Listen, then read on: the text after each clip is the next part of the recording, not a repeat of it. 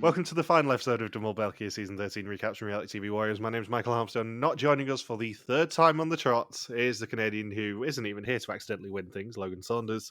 But still here is the guy who has been known to offer to crawl under a table and give someone a rub every time he sees them, David Bindley. Good morning. Good morning. Have you had a good week?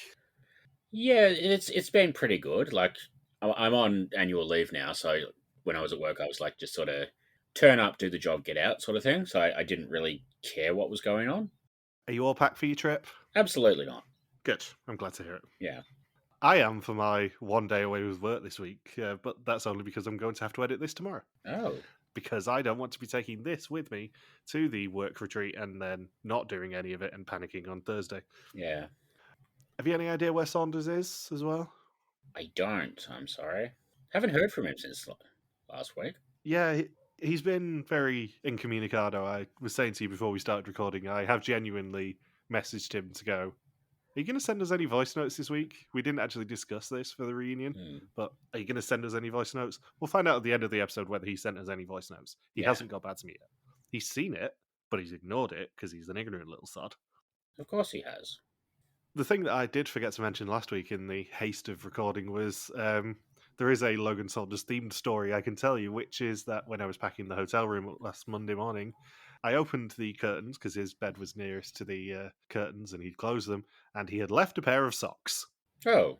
And he had already checked out by that point, so I did have to send him a message saying, if you're still in Antwerp, you have left a pair of dirty socks. I have got them, otherwise they're going to get tossed. Yeah. He did not get back to me in time. He just sent a message laughing afterwards about an hour later. And it's like, no, you were still in Antwerp when I sent that message, Saunders, and you ignored both of my phone calls. Yeah.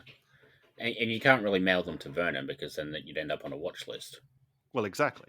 And let's be honest, if anyone's going to be mailing dirty socks to anyone else, it's Saunders when people sign up to the Patreon tier that includes that. But yeah, he was still in Antwerp when I rang him both times, and he ignored the phone calls and then answered me like an hour later going, yeah, I'm sorry, eh? Yeah. I guess you can just toss them. So yeah, they did end up in the bin in Five Guys in Antwerp.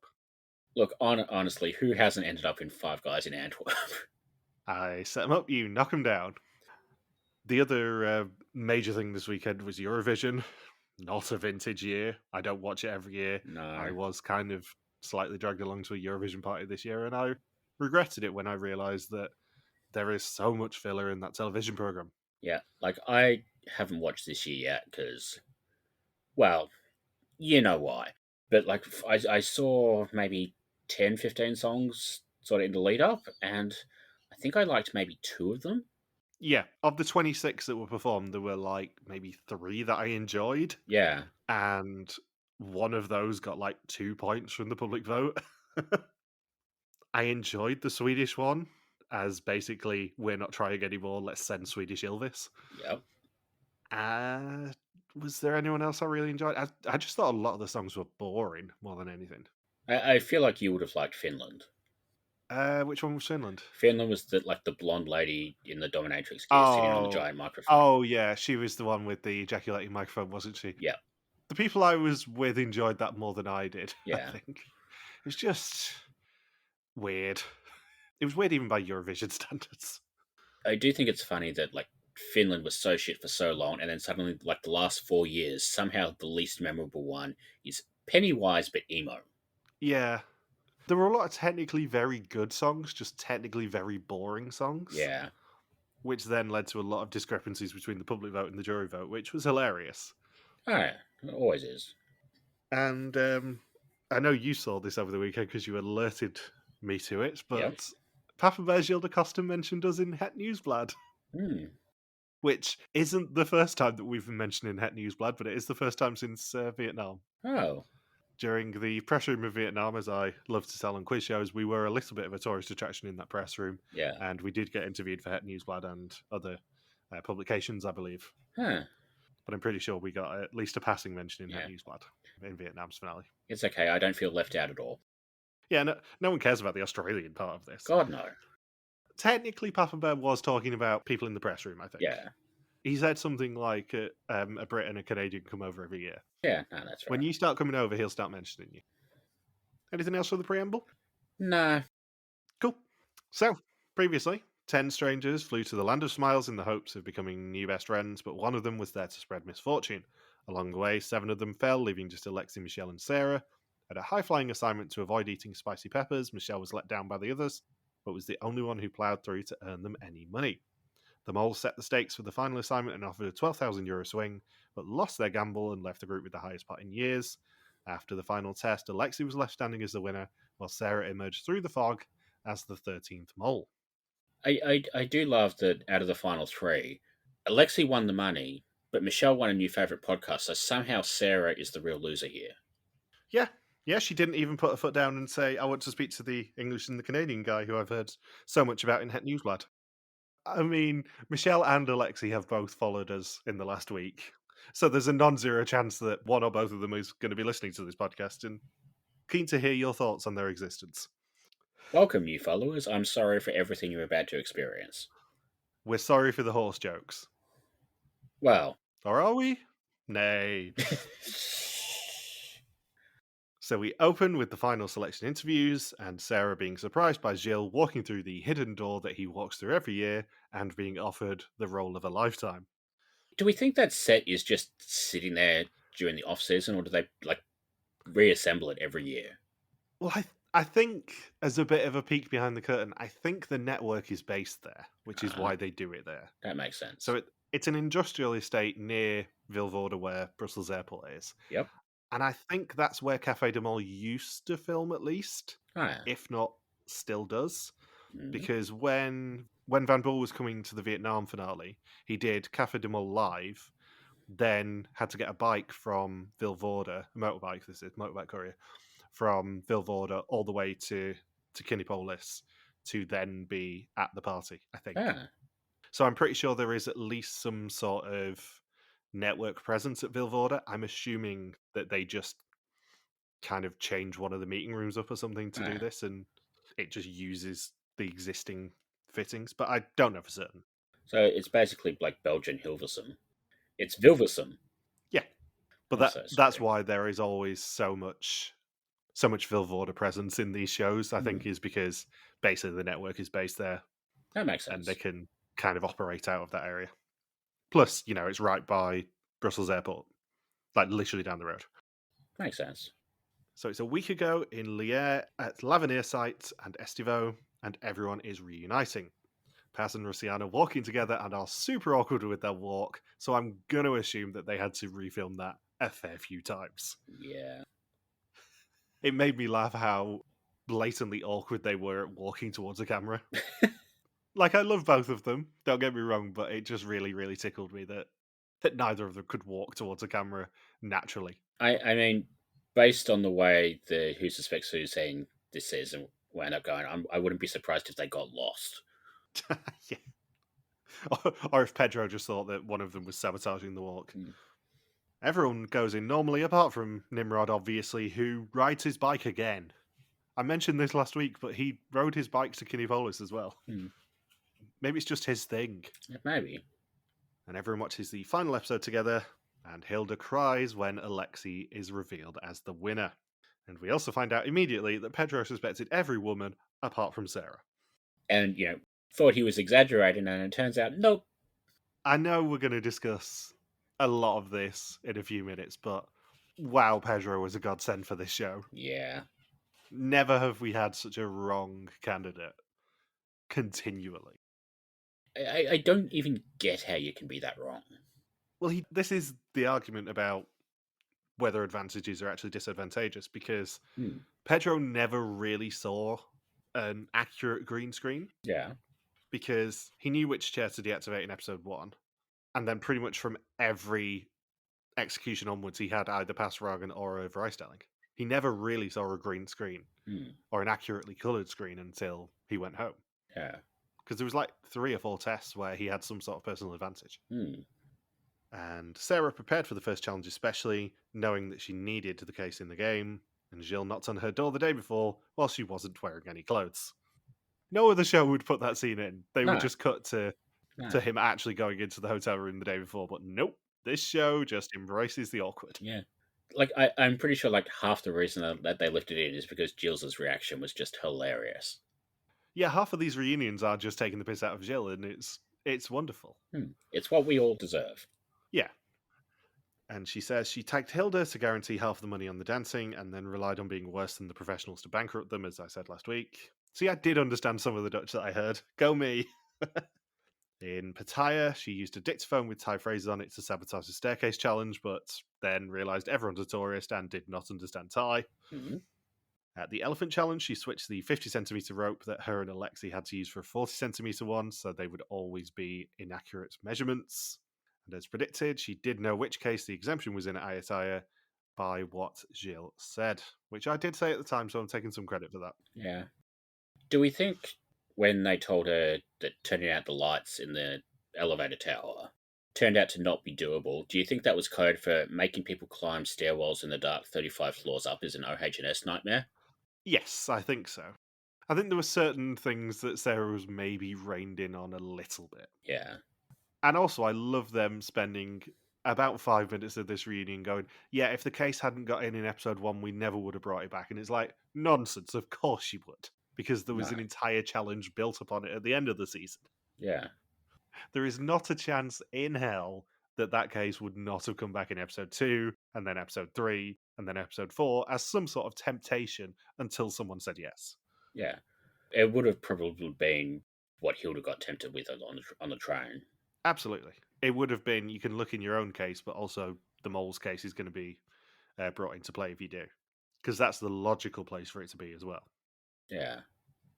At the skydive, Gilles told her who made the mistake by the order of the names, so she wasn't the one to set the bomb off.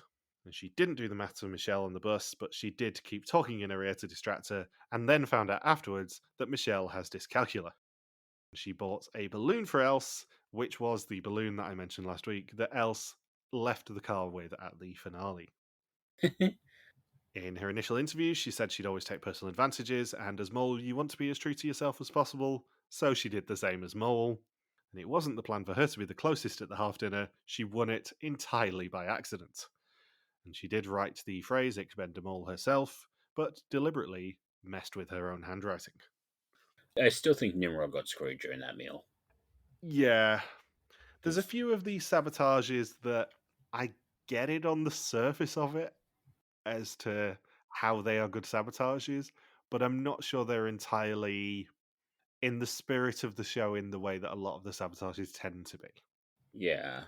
I don't mind Gilles tipping her off to who would set the bomb off, or Gilles tipping her off to which box has the exemption in. Yeah. Because she's still got to convince the group to Yeah. go that way. I think both of them together is a little mean Yeah. in the same season. I think I can kind of forgive the Ayataya one a little more than the skydive one, because the skydive one was fairly unwinnable unless everyone did team up against them all. But I think tipping her off on the skydive one was a bit too far for me. Yeah. I know we're obviously a little biased in the fact that we didn't get to speak to Sarah, so I've not got to pick her brain last week. But I don't think she's a top tier mole for me still. Yeah. I kind of watched this, like these packages of all the sabotages, and I'm like, well, we knew basically all of the mole case sabotages anyway because they were shown in the episodes. But then, like the other half of them were like, really the only one that felt really surprising was the rope in the elephant game. Yeah, that was clever. I was impressed by that. Yeah, that was a really good one that, and maybe in another season would have been remembered a lot better. But it was basically a mole case sabotage that wasn't in the mole case. Yeah. I think as a whole, the mole case sort of falls into that thing we've talked about before where they got away with it once. Please don't do it again.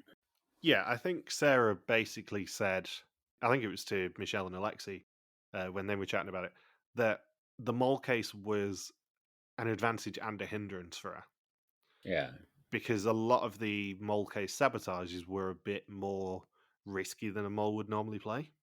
And I like it a lot more because she did actually come up with the sabotages herself from the mole case. So they were her sabotages still.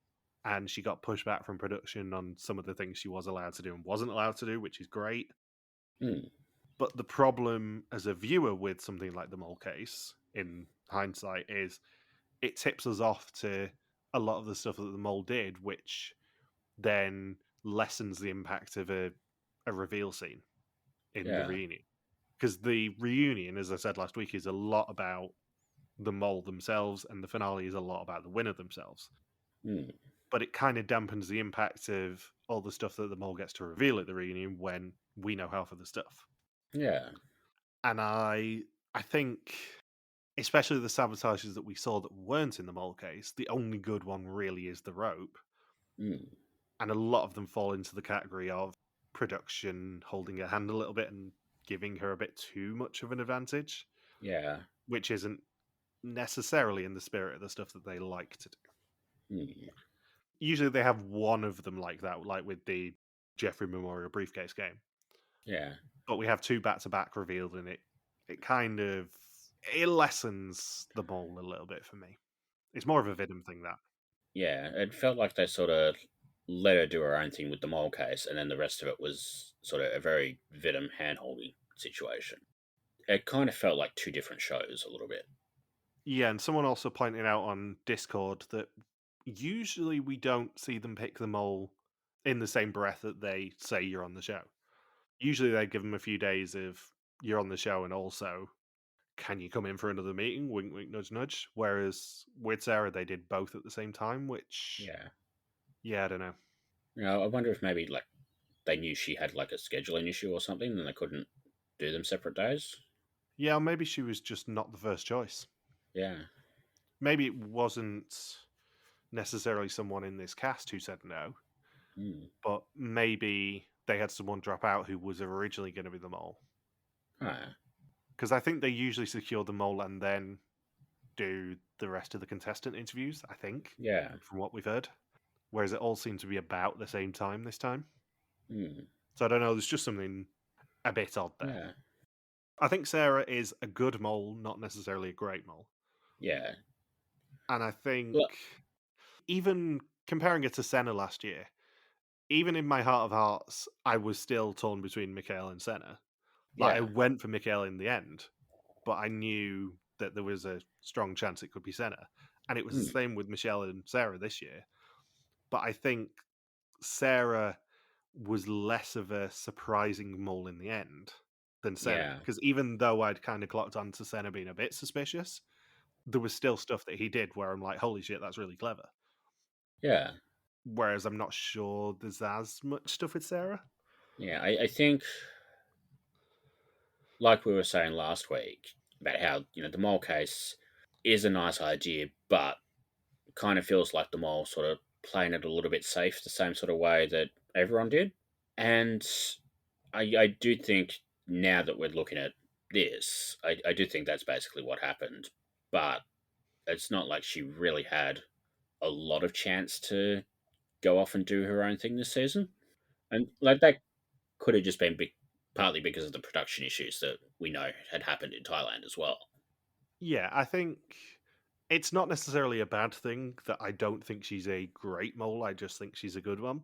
Yeah. Because a lot of the earlier Belkia moles in Gilles' era were just good moles. And we've been a little bit spoiled in the past few years of having great moles. Mm. But I think this is a return to a more early Gilles style mole that isn't Yeah. necessarily a bad thing. And I'm trying not to make it a negative thing. It's just coming off the back of two really high concept Yeah. seasons and two really, really gutsy, ballsy moles. Yeah. I think she pales in comparison a little bit, but I don't think that's necessarily the end of the world. Yeah. Like it's still a good season and she's still a good mole. I think she's closer to Peter and Van Boel than she is to Alina or Comfort. Yeah. Like, I don't think this version has had a bad mole. Maybe Peter a little bit, because I think they were sort of so set on, okay, we're going to make the priest the mole, that like everything else took a back seat. But I don't think there's really been a bad mole on this version, which is kind of why the fact that Sarah is less, like the highs aren't as high with Sarah, but the lows aren't low, but the highs aren't as high. Yeah, she's not a bad mole, she's just a not great mole. Yeah, she's a positively whelming mole. Yeah. I compared her on the walk back with Saunders. I think we did talk about this last week. I compared her to Eileen from Yeah, South Africa because she is another one where, yeah, she did all right sabotages. It's not the end of the world for that season that she wasn't a balls to the wall, really antagonistic competitive mole. I think it's very rare that we see a mole like Sarah who was visibly upset when people went home. She was yeah, genuinely invested in everyone else's journey and felt a mm, little bit guilty that she was essentially the one sending them all home. yeah, She's a different type of mole than we've seen for a while, certainly on this show, but generally. She's a very compassionate mole, and I'm sure if we had had the opportunity last week to speak to her, she would have been very compassionate and very lovely and very interesting because that's kind of what came across in this reunion. yeah, But she's just not the personality that we necessarily latch on to as a mole on this show. yeah, And I don't want any of this to sound negative because it's not. It's just it's different, not negative. yeah. Like she was a good mole. She was just sort of a little bit. I think she didn't have a lot of the same opportunities the other moles have had between like some of the hand holding on the other stuff and then the mole case. I don't think there was really much opportunity for her to go and do her own thing, especially because the last couple of seasons since Canary Islands, it's kind of felt like usually when they add like an extra layer to the challenge, it's kind of felt like they're sort of starting to default to, oh, and some of them are going to go and answer some quiz questions. And I don't think there's really a way to do that in a way that makes for an interesting sabotage in a reveal like this. Maybe if like some of those were just some sort of very small scale physical challenge, she might have been able to get away with more stuff in there that would have been more interesting here. But like the quiz questions are fun, it's just they're not necessarily the most interesting in terms of how can a mole break this. I think the other element is there's about half of the mole briefcase sabotages that are only on the lesser bit of the challenge in terms of monetary.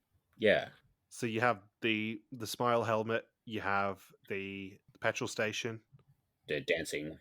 yeah, the dancing. I mean, there was three that I was thinking of as you were just talking about there, Mm, where it's either a mini challenge that they do as the middle bit of the episode, or it's the lesser half of a bigger challenge. yeah, And I think it probably makes sense from a mole planning the mole briefcase point of view to go, I'm going to go for the lesser bit because I'll stand out less. And it mm, seems like she was terrified of being an overt mole, yeah, but that then made her take a step back. Because yeah, stuff like the switching her own helmet on the smile task is a great idea in theory. yeah, But I think, as she pointed out, she failed to do the actual sabotage she wanted to, which was affect Alexi's one. yeah, Because the play there is to try and not draw attention to yourself. And I think she yeah, wanted to be a covert mole, but this show tends to work better with overt moles. yeah, Because she did say quite a few times in this reunion that, oh, yeah, I just didn't want to stand out and I mm, didn't want to draw attention to myself. And in theory, that's a great idea for a mole because you don't want to be caught. But this show is not about the mole not being caught. This show is about everyone apart from Pedro realizing who the mole is and it becoming a bun fight at the end. everyone apart from Pedro and Saunders. Yeah. So I think I think she played very authentically to her own personality. I'm just not sure, especially after the last two moles, that a more covert mole is better TV. Yeah, I'm not talking about someone who gives themselves away in episode one, but you need to have things that are going to really surprise the audience in the reunion. And I think the things that surprise the audience in the reunion here are more the hidden clues than Sarah's sabotages. yeah. Ultimately, she they built the season around her, and she ended up being a supporting character. Yeah, that's a good way to put it. So, in terms of hidden clues, they actually did some hidden clues they don't normally. So immediately they showed that the mole was in the middle container, which I clocked at the time and I didn't think anything of. That's why I noted the colours down and then abandoned the idea. And also, because the mole likes being in the dark, they put her in the container that everyone's in the dark in. And also in the dancing challenge, the first letters to appear were the mole's initials, SL. The station that Nimrod got off the train at translated as Dead End Track, letting us know that there was no clue there. However, the 13th track on the album of the first song in the DJ challenge was named Sarah, a clue that people did spot on Discord. Yeah. Every time the mole case appeared, it came with its own musical sting, and putting those together irritatingly gave you an instrumental version of the song Sarah by Fleetwood Mac. Genuinely very clever clue, genuinely very aggravating clue. That is an excellent clue. Well done, whoever came up with that. Another one that really aggravated me because I clocked one of these at the time was every week there was one missing letter in a subtitle, which then spelt out the mole's profession anagrammed, which was advocate or lawyer. I love that there must have been somebody who was actually using the subtitles, just sort of thinking, okay, they spelled that one wrong, they spelled that one wrong, they spelled that one wrong a couple of weeks ago, and sort of not put two and two together and just been like, oh, they must be from West Flanders. Well, the one where there was a missing O on a euro, I clocked that and I'm like, that must just be a typo.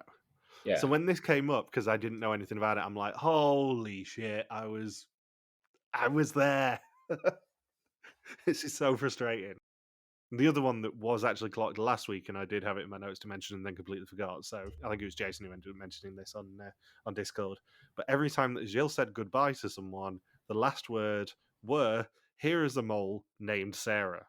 The reason that this is so aggravating is because it is one of my favourite clues that Mole has done ever, which is first and last words. And it is something that we have used as a clue on this podcast before. When we were tricking Michelle about me and Ant being on the code, the last words of all our Hunted US episodes were, "We are on TV on April 4th. Mm-hmm. We have literally used last words as a clue. We are being pandered to. And I believe I also mentioned it in episode 500 as a hints and clues category clue. Yeah. Which, was a clue to our historians last year as well. Not last words specifically, but the dog that didn't bark. More on historians coming soon. Yep. And we also have time after the hidden clues to find out that at the Dragon Tower, when Pass had his blatantly "I'm going home" edit, he wished for a happy and beautiful baby, and he has one on the way, which was sweet. I do like Pass. Yeah, he seems perfectly nice. He seems very self-deprecating as well with his in my sight joke, or whatever it was, his one good eye joke. Yeah, he feels like our sort of people. Yeah, I mean, basically everyone in this cast does. Out of everyone in the past few seasons in terms of cast, I think this is one of the more chill casts, and this is one of the more "these are our people" casts. Especially Michelle and Alexi. Obviously, I know they're kind of our people, but Hilda definitely our kind of people. Else definitely our kind of people. Pedro, I suspect our kind of people. Nimrod, I think we could get Nimrod around to being our kind of people. Yeah, I think Nimrod would be a little bit awkward with us originally, but I think he could be swayed to be our kind of people. Maybe as long as he doesn't listen to the episodes where you were blatantly thirsting over him. That doesn't leave a lot. That's the first half of the season out. Yeah, we'll just have to, promise to take him to a water park or something. Yeah. I did also think it was interesting that Alexi basically said what I said about him last week, that he's not that comfortable in a group to begin with, and it takes a little while for him to warm up. Yeah. I thought it was really interesting that he actually said that, because I kind of clocked that about him when we spoke, and with the edit that he got, that actually he is just a bit of a quieter personality in a group, and it takes him a little while to be comfortable with everyone. Which, again, not a bad thing. It's just interesting for this show. Yeah. Like, I don't mind if they have quiet people every now and then, because it's interesting to sort of watch how they handle things differently. Yeah, and more importantly, he was a quiet, incredibly competent person who got only the second perfect score in the België reboot. So in episode 1, the main suspects were in the helicopter, mainly Else. Pedro ruled Sarah out, as did Else, as she seemed so genuine. Jan had the lowest score, as we guessed, but he got saved by the fact that Michelle flipped his switch. Hilda in episode 2 found out she had the third highest score by splitting on Sarah and Pedro, but then went the wrong way. Jan stuck with Pasquino. Russiano was on Michelle, and Pass was on Nimrod when they both went home. Everyone suspected Jan and Pedro thanks to the melons, and Pedro only saved himself with his 2 Passfragen. Instead, Jan went home. By episode 4, Hilda had forgotten how well she did thanks to her Pedro and Sarah suspicions, and this is also where Michelle, Alexei, and Nimrod all suspected Sarah for the first time. I love that Hilda, even in confessional, Hilda just sort of implied it was utterly ridiculous to have Alexei as a top suspect. Yeah, she was very self-aware. She knew that she was up shit creek. She just didn't go back to, oh, actually, I was on Sarah and Pedro, and that wasn't a bad suspicion. Pedro suspected Else 80 to 90%, but saved himself by the fact he won the exemption in Ayutthaya. Else went almost fully on Pedro, and as a result, went home. In episode 5, Alexei and Michelle both fully went on Sarah. Michelle did follow the money and realised Sarah's at the bottom, but Pedro thinks that he and Sarah have brought the most money in. He goes for Hilda, but she's even more lost than he is, and puts everything on Michelle. In episode 6, Nimrod finally put everything on Sarah, and Alexei and Michelle are saved by Pedro going fully on Michelle and going home with 3 Passfragen. And episode 7, not that we knew it at the time, ended in a tie, and Alexei saved himself by only a few seconds. In the finale, Alexei won with a score of 30 out of 30 compared to Michelle's 29 out of 30, and therefore won the pot. Do you think if Alexei goes home at Final Four, who wins out of Michelle and Nimrod? I think maybe Michelle, actually. Hmm. As gutting as that is, I think probably Michelle wins. Yeah. I know she was really happy for Alexei and everything, but there's got to be something in the back of her mind going, fuck, I was close to winning 27 grand. Because it was close. Yeah. Pedro was not close. No, Pedro, as we predicted when he went home, was completely wrong. And Alexei gets his check and promises everyone a week away, but also wants to take a trip himself and set some aside for the future, even though it's boring and sensible. Sometimes you need boring and sensible. Yeah. I mean, I get it. He's 23, 24 years old. He's still got a year left of university. He's kind of got to be a bit sensible with it, I think. Unfortunately. As much as, there is the natural instinct to go, I'm going to blow it all. Nah. He needed to be a bit sensible. Yeah. Stick it in a bank account, wait for the interest to roll in, and then you spend it. Yeah, because especially at 23, 24, 27 grand is a lot of money. Yeah. And that is the end of the reunion. Yeah. How do you feel about the season as a whole? Anything more to say about it? I liked it. I didn't love it. Yeah. I think it's one of those seasons where, like, if you take everything individually, it all works. It just that like the parts don't quite come together as a whole, like as well as they normally do. And part of that could be, the Mole case being a little bit of a weight around the season. Part of it could be the production issues. It could be maybe Sarah not being the best choice in this cast as the Mole, even though she was good. But there's something in this season that sort of makes it like maybe like I don't think it's the worst Belgian season, but I it's probably maybe just below the top half. Yeah. I think I said this, I can't remember whether it was in the diary or the actual recap, but I said last week, this season was somewhere else in the timeline, i.e., not right after Arizona and Sicily. I think we'd think a lot more fondly of it. Yeah. But I think coming off the back of those 2 big high concept seasons with really gutsy moles and really ballsy stuff happening in the season, not a Mikhail Mons pun, I think this season pales in comparison a little bit. It's a good season. It's an A minus season for me. Yeah. But it's just not those lofty heights. Yeah. I think the other thing that's sort of going against this season, which is unfair to be honest, is this is a B plus season after a couple of A plus seasons. But at the same time, Vidum had a B plus season this year after a couple of really like not great seasons at all. So even though this and Vidum were about the same quality this year, Vidum sort of feels better in context because it's so much better than what came before. Where this feels like a step, not necessarily a step down, but sort of a step sideways. Yeah. And like I know it's not really fair to compare the 2 shows because different production teams, different budgets, all of that sort of stuff. But I do think Vidum maybe made their limitations work a little bit better for them this year than Belgium did. But having said that, I'm still more excited for whatever Belgium does next year than what Venom's going to do with Renaissance and 26, 27, whatever it is we're up to for them. Yeah, I think certainly from speaking to Jill, it feels like they learned some lessons with Thailand. Yeah.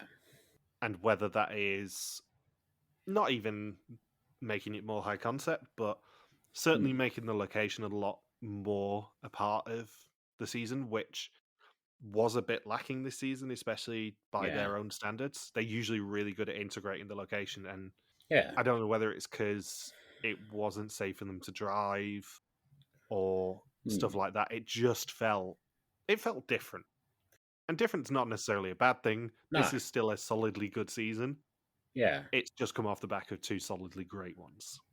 Yeah. Like, I do think there were some really good ideas here that maybe weren't in the right place. Like the petrol station challenge was incredible, but it doesn't really have anything to do with Thailand. Yeah.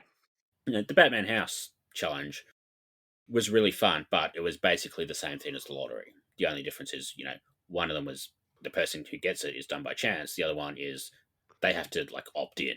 And like I like the idea of the challenge. I do think they make maybe like too many trips to that well. Like you can get away with it once a season, but when you got two or three in the same season in a season that's realistically 7 episodes because you can't do it in the finale.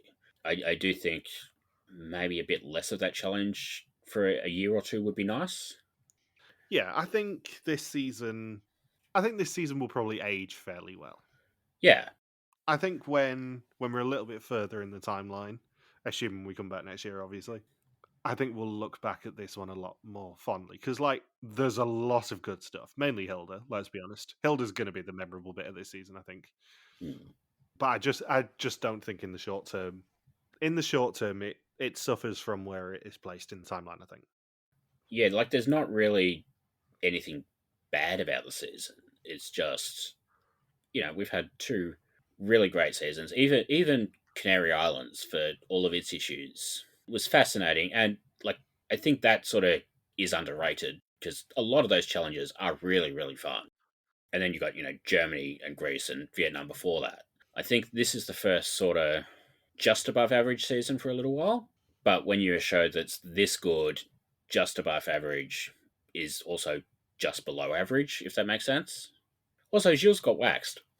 Yes, he did. I mentioned that when that clip came out on social media. There's a clip from that week where Jill's like, "Well, I couldn't put them through a challenge that I wouldn't do myself, so time's a rip, I guess." Yeah. At least they didn't do his armpit. Very true. That would have been way more painful for him. Mm. Anyway, shall we get on to Tease and Fuzzy? Yeah. So it's the moment that literally tens of people have been waiting for. Our 25th Mole season will be coming out from July the 2nd. 25, God. I think we do actually say at the premiere that it's season 25 for us, but it is season 25. It's ludicrous because we are genuinely now running quite low on subtitle seasons. There's only like 3 or 4 left. There's AI subtitles now for all of it. Oh, excellent. That'll make Fuzzy's job harder next year. Yeah. Like literally all of it. Not that she needs us to make it any harder. No. Spoilers. But yeah, coming on July 2nd, our 25th Mole season will be the long-awaited Northern Ireland New Jordan. Yay! You're welcome, Alex. Yep, Alex has been asking us to do this for years, and we've finally relented. Yeah. And you may be thinking, but it's in potato quality. Yeah, it is. But there's still high-quality versions for the banners, so don't Yeah. worry about that. And what was Fuzzy's guess, just out of interest? So I'm just going to read out the whole thing. Oh, good. So she didn't end up sending me like a proper bingo board. I think she probably will end up doing that before this episode comes out. But Yeah. I mean, it's probably a good thing she didn't send a whole bingo board because, in the words of Pedro, she's not exactly a Sherlock Holmes. So she says, I'm going with Sri Lanka. If it's wrong, so be it, but you should do it at some point because I think there's some fun stuff in there considering it's a last minute change. The only clue I got to work out for it is Doug Savant. You mentioned the Hanoi Hilton, a movie where Doug Savant plays a character named Ashby. Ashby happens to be the title of a movie that released in, you guessed it, 2015. Back on my bullshit movie clues, Michael can take his number clues and feed them to the horse I assume is on retainer now. And we just have one thing to say. Can you hear it on the wind? She-Ra. He wrong. But more importantly, how could you have known that it was going to be Northern Ireland and Jordan? Because we weren't subtle again. Every year we say, oh yeah, we're not going to do these high concept clues anymore. And every year we go back on our bullshit and we do high concept clues. No. And like, I have a page and a half of notes about the clues. Like, that's how much we stuck in these episodes. Yeah, I'll do my bit first and then you could just take a breath and do your A4 page. Okay.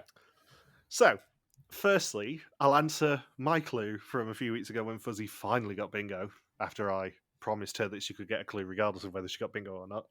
As she suspected last week, each of the points did relate to a different episode, and the first numbers in the brackets on the points were the episode numbers you needed to pay attention to. Reading the points positions first with the x-axis and then the y-axis gave you a timestamp with 10s on the x-axis and 1s on the y.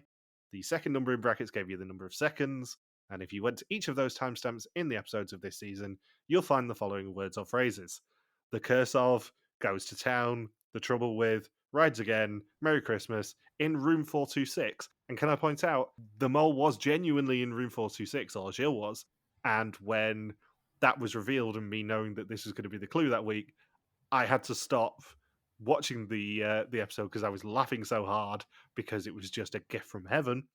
I did that with one of my clues as well. Mind the Baby and Good Night, in fact, our last words last week were Good Night, all of which are the titles of the TV program Mr. Bean, which is how Peter Yan describes one of the contestants in the reunion.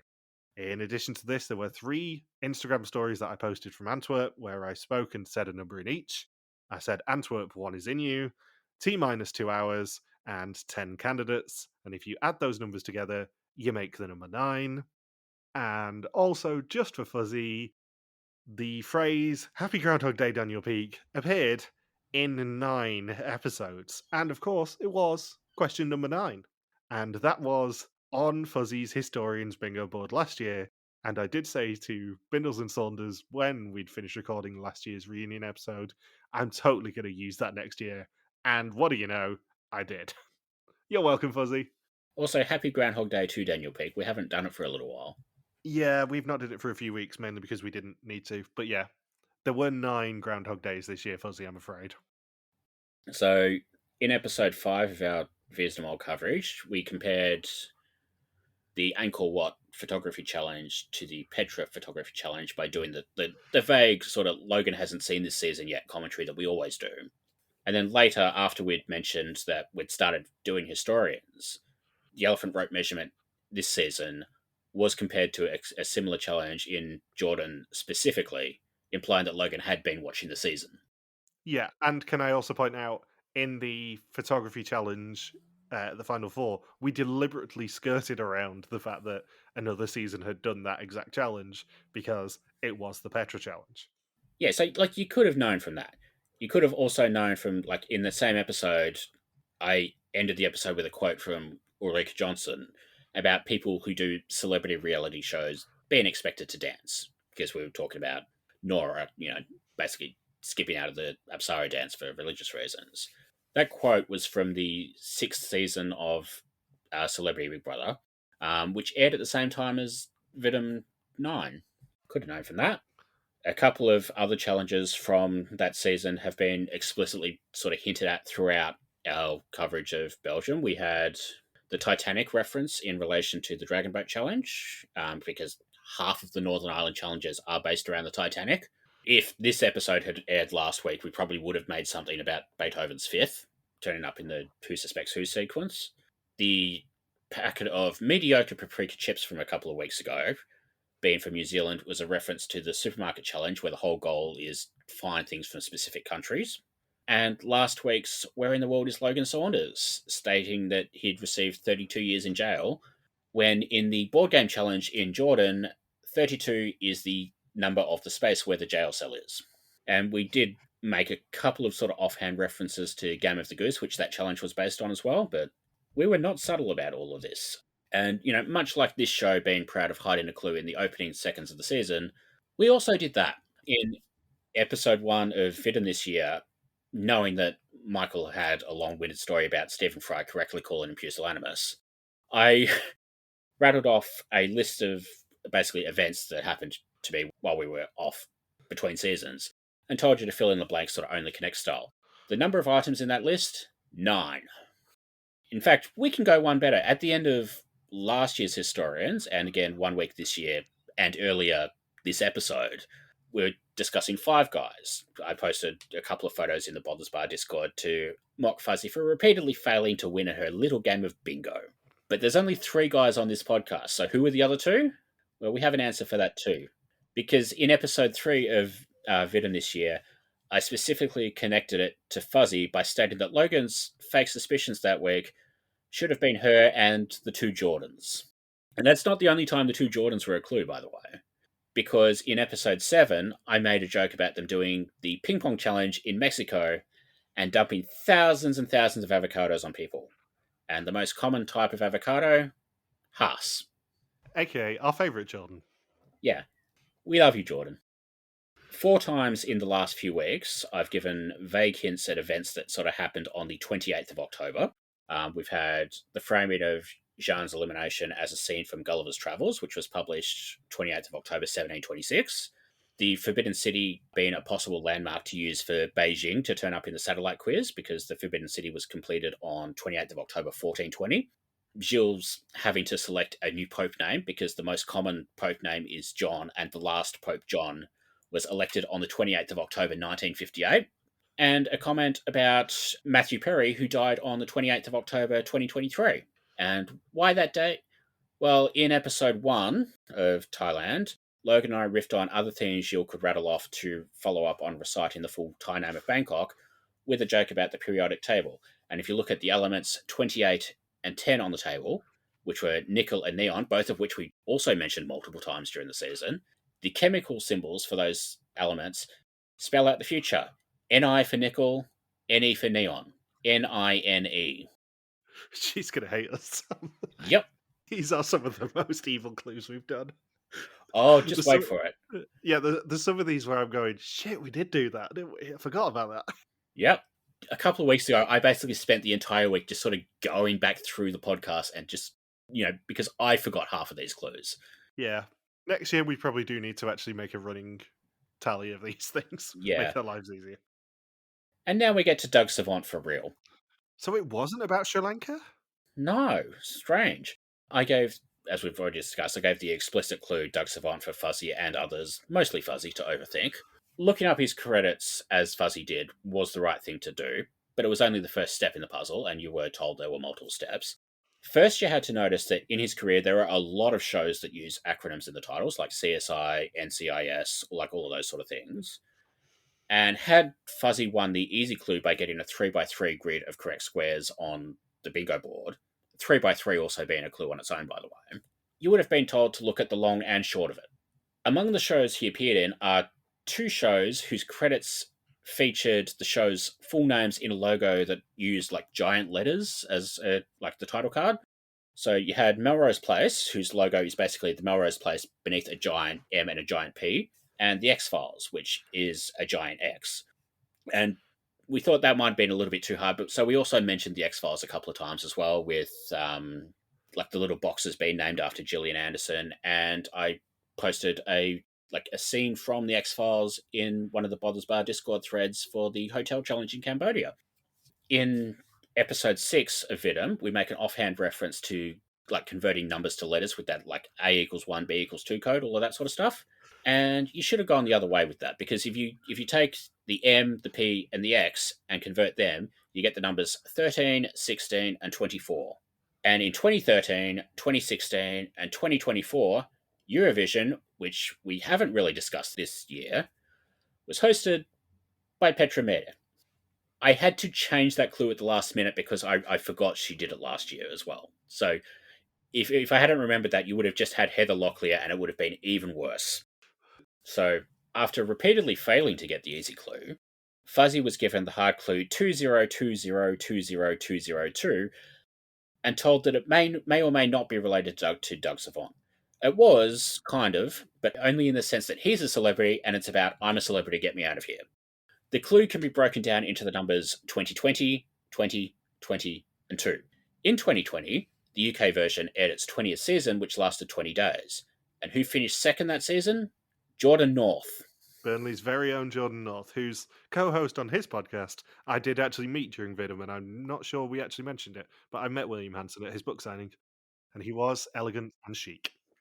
So last year, I hid a clue in one of the bingo boards with a screenshot from 16 Candles being one of the images one week. This year, during Belgium, every single week of bingo had a clue. Yeah. Specifically, Fuzzy being so atrocious at it every week might have actually helped you because the incorrect pictures for the first 8 episodes reference the first 8 seasons of Vies de Mol, with week 9 being the season where like Historians is revealed and therefore not needing one. So we had a promo shot of Mol Australia, the Loch Ness Monster for Scotland, and that was the thing we were talking about before where, I cheered as soon as Scotland turned up as a wrong answer in the train quiz. Yeah, and that was the week where we started a feud with the bloke who lives by Loch Ness. We specifically actually mentioned Loch Ness in that episode, just to, help you out a bit, Fuzzy. We didn't start it, that asshole started it. Yeah, true. So we had the promo shot from Mol Australia, the Loch Ness Monster. We had the middle ball challenge that every mole in that era loved to do, including, for example, episode 3 of Vies de Mol 3 in Portugal. We had Celine Dion for Canada. We had the beef rendang potato chips for Indonesia, a country which claims the dish, even though the chip packet says Malaysian. We had the train challenge from Belgium, Argentina as a Daily Fuzzy, which Fuzzy made the image for, so there's no excuse for not getting it. We are very pleased that you did that, Fuzzy. Bindles was delighted when you sent that image over. Yeah, and I was very struggling to think of something for Argentina, and as soon as you did that, I'm like, oh, thank fuck for that. So we had the ping pong bus to represent Thailand itself, and finally the good Euroan yelling at Rosario in Mexico. So we had Australia, Scotland, Portugal, Canada, Indonesia, Argentina, Thailand, Mexico, and then this week Northern Ireland, Jordan, which you're not getting a picture for. Well, no, she's going to get a lot of pictures for, because it will be an entirely red board. Oh yeah, and there were a couple of bingo clues in Vies de Mol as well. Episode 4 also featured 2 shots of Jordan Haas as the 2 images, and in episode 9, the red image was red square, with 9 being the next square number in the sequence after 25, which was Vidum, and 16, which was last year's Historians. And finally, in the last couple of weeks, I've seen Fuzzy sort of speculating that the Daily Hilda project has been hiding a clue to Historians. She mentioned that she's been taking notes of which seasons and which episode numbers were used, and as is tradition now, she's wrong, because it's hiding 2 clues. So, Daily Hilda number 16 is a screenshot of the final 3 from Vietnam singing karaoke together after the karaoke challenge. The song they were singing in that scene is Would I Lie to You? And of course, I wouldn't lie to you. We did Vies de Mol season 16 last year, and what immediately followed Daily Hilda number 16? A shot from Vies de Mol 9. So that's the first clue. The second one was even nastier. So Daily Hilda number 8 was the It's Fun Fact Time board from Arizona, which in the episode was used to immediately precede information that was guaranteed to be on the test, while Daily Hilda number 10 was the shot from Vidum, Dominican Republic, of Ellie List completely failing to see a clue that was right in front of her. In between them, on day 9 of the project, is a totally nondescript shot of Hilda in the weakest link crossover challenge from the Mol Australia. And in fact, out of all 21 of the Daily Hildas, it is the only one in which her face is superimposed onto a mole. And I can even add to that something you didn't realise, I think. I'm pretty sure that was on the day of the finale. So it's the day when the mole themselves was revealed. Yeah, didn't realise that. But sucks to be you, Fuzzy. Yeah, so basically, you were pretty far away from the correct answer again, Fuzzy, I'm afraid. And I believe including the pre-season bingo card, which I'm assuming she didn't pass on. Does that make it 10-1 to us, I think, this season? I think so. She didn't get bingo on the pre-season card because she got Nimrod primarily responsible for earning 4,000 in a single challenge, Meet the Mole, Mole Books playing a role in a challenge, the Wilhelm Scream, A challenge within a test, Rusiana crying after an elimination, including her own. The Mole is a woman, best of friendin', 2 women in the finale, this fucking show.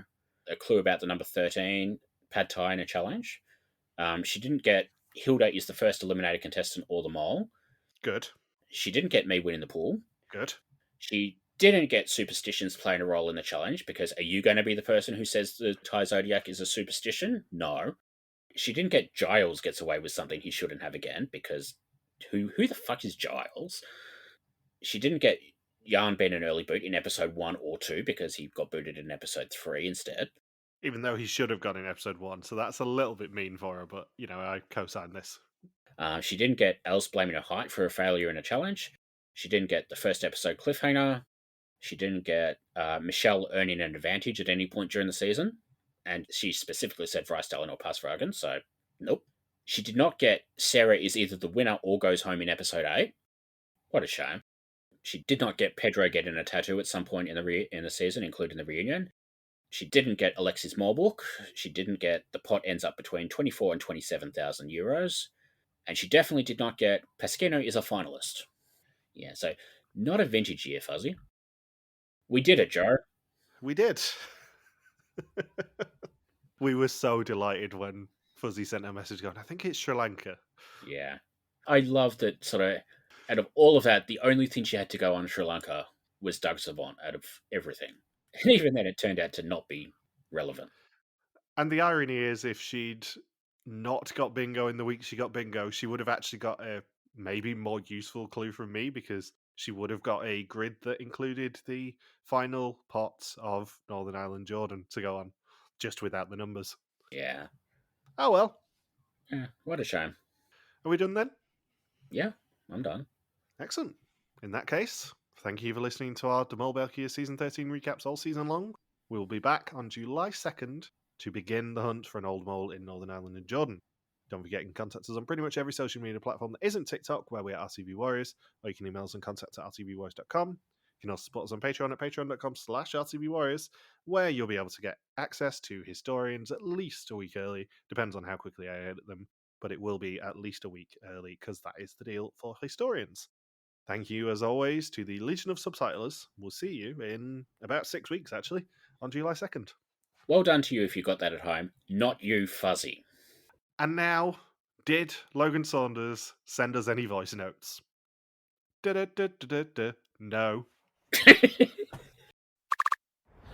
You know how Michael has been wrong all 5 times in a row that he has attended the live finale? What about being Pedro, where you're wrong 5 times in a row in the same season? And now I understand why Papa Bear was not too pleased with all of the horse references in the podcast. I mean, think about it. The word for no in Flemish is neigh. That's how much they hate horses there. And I don't think we gave Sarah enough credit for being the mole. I think she did a better job than what we were saying about her over the past couple of weeks.